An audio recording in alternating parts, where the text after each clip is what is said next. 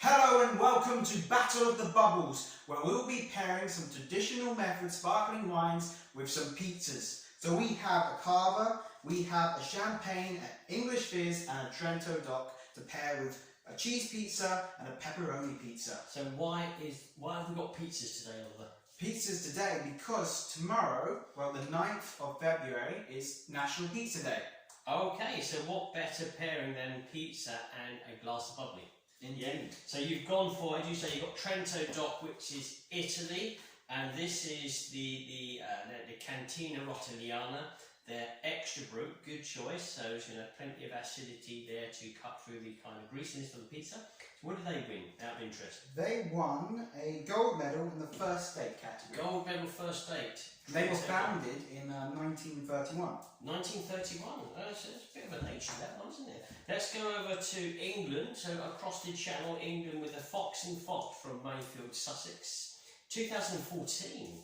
And this is a blonde gris, and this is their inspiration label. What did that get, Oliver? That got a gold medal in the creamy category. An interesting fact is that they planted their first vine in 2004. 2004, so quite young, very young in the wine world. 2004 is merely a baby. So let's go across to the king of wines, champagne, and we've got Vincent d'Astrée with their Eclipse Zero Dosage, so no sugar added, the Meunier Premier Cru. So tell us a little bit more about the... That one was the trophy in the gastronomic category. Trophy winner. Well done, guys. Vincent d'Astrée. The last one you got over with you. This is Cavas Neveran, is their Brut Nature Vintage 2019, organic. And I think all of their wines are organic, yes, if I remember correctly. Yeah. And they won a silver in the gastronomic category. They were founded in 1984. 1984, a little bit further back than 2004, but in still my mind, it's still a baby. Maybe they're just starting to learn how to walk, but not with regards to winemaking, more like a little toddler learning to walk. So very young, 1984 in the world of wine. So let's give some of these wines a taste. Let's give all of these wines a taste. Let's get popping. So the Rotterdam, Trento Doc, lovely region of Italy, the Dolomites there, wonderful wine tourism destination. I'm going to go for a pop. There we go, lively. So I'll give this one a pour. Yeah, we'll give this one a pour. Let's go for some aromas and tasting notes, Oliver. There we go. I'm getting in there first. I'm not far behind. Silky pastry, citrus, lemon curd aromas. There's nice freshly baked pastry. That's it. Really welcoming, very welcoming. What was this? This is the extra brut, isn't it? So extra brut, so a touch on the dry side.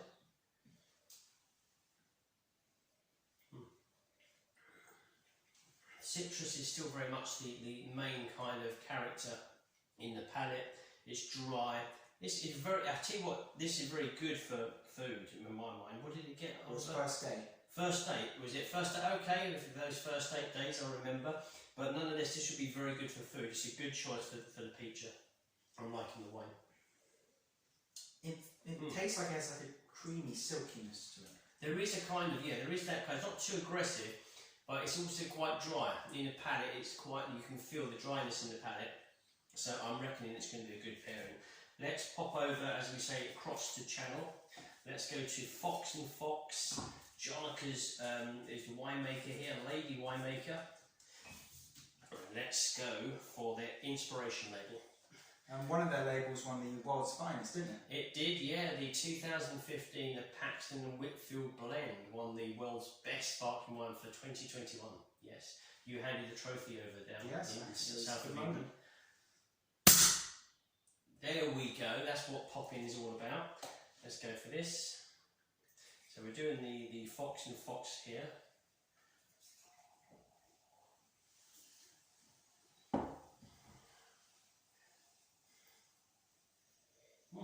Interesting, very different nose, different character.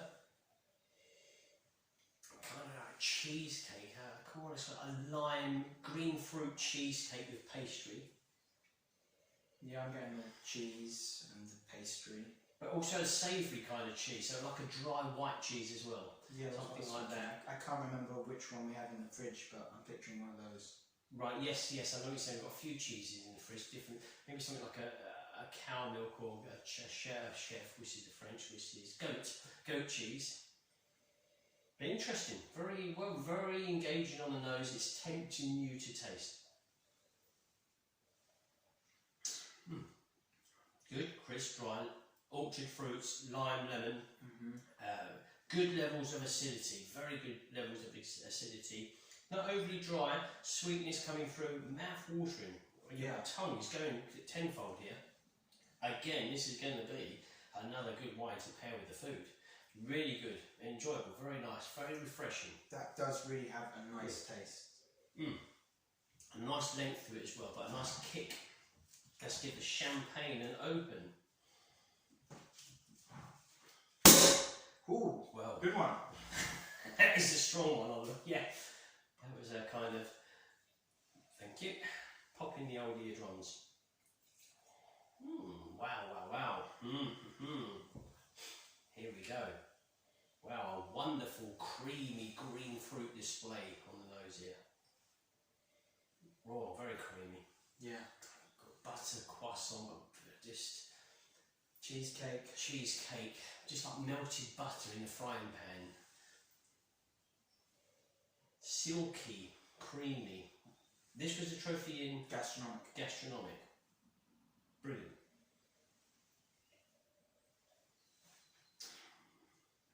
Dry.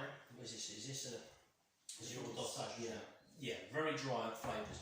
Not what you're expecting when you have the aromas. Then you're thinking something's going to be a little bit more pastry, kind of yeasty characters. This is dry, very dry, but very good levels of citrus, very clean, very clear. Almost like an alpine freshness to the wine. I do actually get a little bit, just a touch of that cheesecake that I got on the aroma. I'm getting the citrus is really overtaking the palate. Obviously, everybody sees wine differently. Some people may taste it a touch differently. It doesn't mean that there's one set way of appreciating a wine. You may like a wine, I may dislike a wine.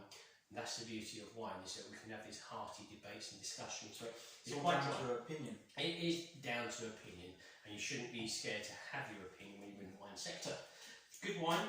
Dry, this is going to go very, very well with, say, heavier dishes, greasy dishes. Oliver's beating me on the pop side of things. Top of the pops with Oliver. That was a feisty one. Feisty one, but really good wine. Very good wine for me. Vincent Astray. Super. Try a bit of the, thank you. You cover some Netherland. Just outside of Barcelona, I believe, 45 kilometres or so outside of Barcelona, main kind of carver producing area. 110 hectares, I believe. 110 hectares, that's a mighty lump of terroir, of land, definitely. Different style, green fruits, touch of petroleum on the nose. Silky, oily green fruits.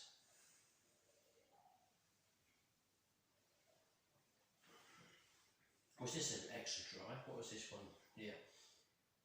Brut Nature. So again, we've got less sugar on this one, which is certainly visible in the taste, in the palate. Dry, crisp, citrus, mineral, whetstone, all of these kind of things. Touch of lime, a splash of lime in there as well. So brilliant. You know, you can imagine this perfectly chilled on a very hot summer's day. You've got glasses sat in the garden just to chill you down. Wonderful. It is nice. So, we've obviously don't pre-plan any of our kind of tastings. How are we going to do this? I think probably start with the cheese. Yeah. Well, maybe what we do is we do... It's getting complicated. There's only 2 pizzas and 4 wines. I don't know how many combinations that means. We'll pick one wine, then we'll pair with both, and we'll move to the next one. We can do that, or I taste 2 and you taste 2 of each. If you want to. Yeah, I don't mind. You're the boss on this one. You've been cooking in the kitchen. I'll take the cava and the champagne. Okay, and I'm going to go for England and Italy. Well, I can't argue with that. I'm very happy with that result. I'm just going to swap my glass over because I cannot drink that quickly. So I'm going to start with I'm going to go for the English fizz here. I'm going to go for the English fizz. So I'm starting with the cava.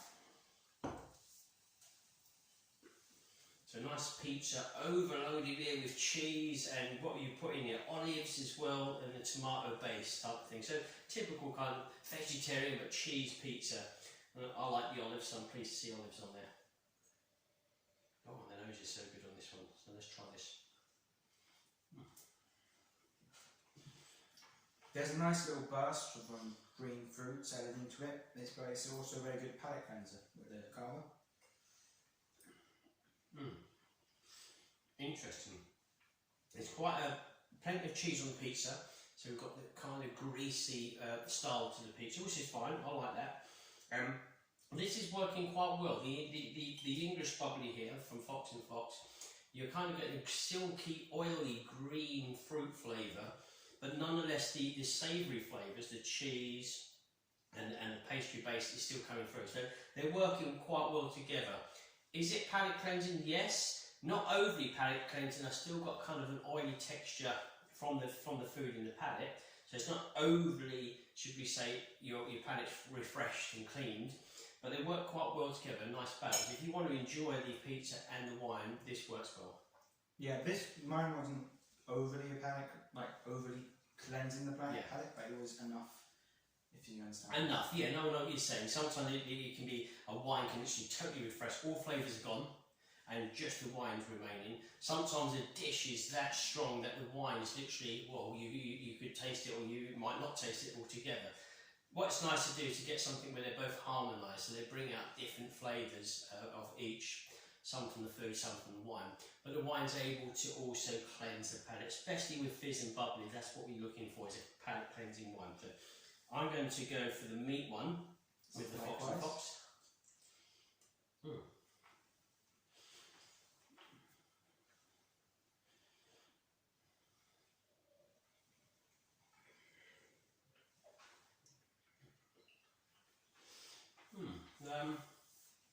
Good. The meat, I don't know what meat you actually used here. You're slicing it up, but the meat's quite strong. It's very salty, it's very strong. It's good with wine. The wine comes across as a kind of saline lemon citrus, lime zest even more so in the palate. It kind of cleanses, but then the meat flavours still come through. So this is probably enhancing the meat flavours with a touch of lime to it. Okay. Mine with the carver and the pepperoni, it removed most of the greasiness from the pepperoni and then sort of gave a little spicier kick to the pepperoni as well. So the wine enhanced the pizza more than the pizza enhanced the wine in that one. Okay, that's good. Right, well, I'm going to go across to Trento Dock, over to Italy and the Trento region.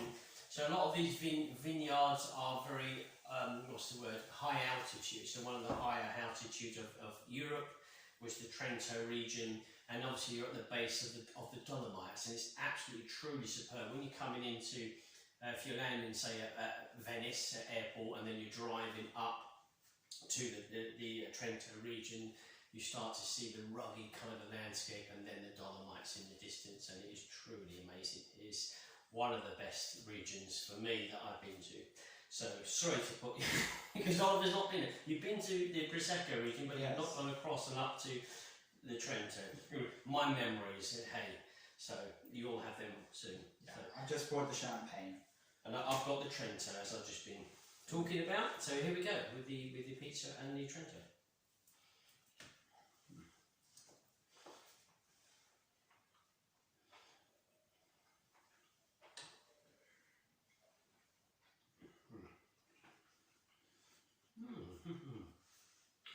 Better with regards to, because it's an extra brut, less sugar, it's cutting through.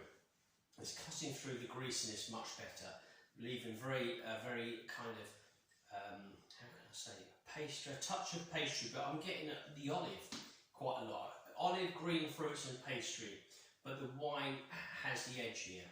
It's done its trick, the palate's cleansed, I can have another mouthful and start again. Okay, mine with the cheese pizza and the champagne, it removed a lot of the greasiness from the cheese, but I think the combination was really good. They both complemented each other, no flavours were really lost, they just sort of kicked each other up a bit. It wasn't too strong, you No. because this was the zero dosage, is it? Zero dosage, if I Yeah. remember? Yeah, zero So dosage. it worked well together. Okay. Because obviously gastronomy is, when you're pairing sparkling wines today, any kind of form of food is fine. That could be curries, that could be fish and chips, that could be sushi, Thai cuisine. It's literally champagne and sparkling wines goes with so many foods. Steaks I did the other day, that was a really good article. You can even go on to desserts. Desserts, of course, yeah, desserts, you can have desserts. But with this here, as a trophy winner, I think it's interesting to see how it pairs with a harsh dish like a pizza. A lot of grease on it. It really held up. It held its own. Right, I'm going to go for the pepperoni one.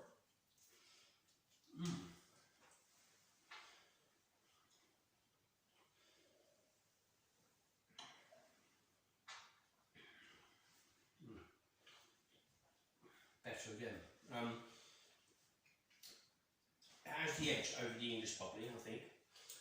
The bubbles are working in the palate. I can feel the bubbles working to get rid of all of the oily texture, the greasy texture, to leave me with very good savoury flavours, like a kind of mineral alpine freshness and savoury flavours from the meats on the pizza. That to me is the best pairing so far. I'm going to have to say that the champagne and pepperoni was the best for me. It cut through the greasiness, it enhanced the flavours of the cheese and the pepperoni while still delivering the flavours of the champagne. Well, there we go, don't think so. Pizza, famous obviously from the country of Italy. We've got the Trento here. For me, the Trento from Italy as well wins. Certainly with the pepperoni was the best, and you're saying... For mine, it's going to be the champagne and the pepperoni, my favourite. Yeah, good. Yeah, well, I think it's a really good selection of wines here. And anything more to add? I don't know. I think that's it. I think that's it. So until next time, enjoy the fizz.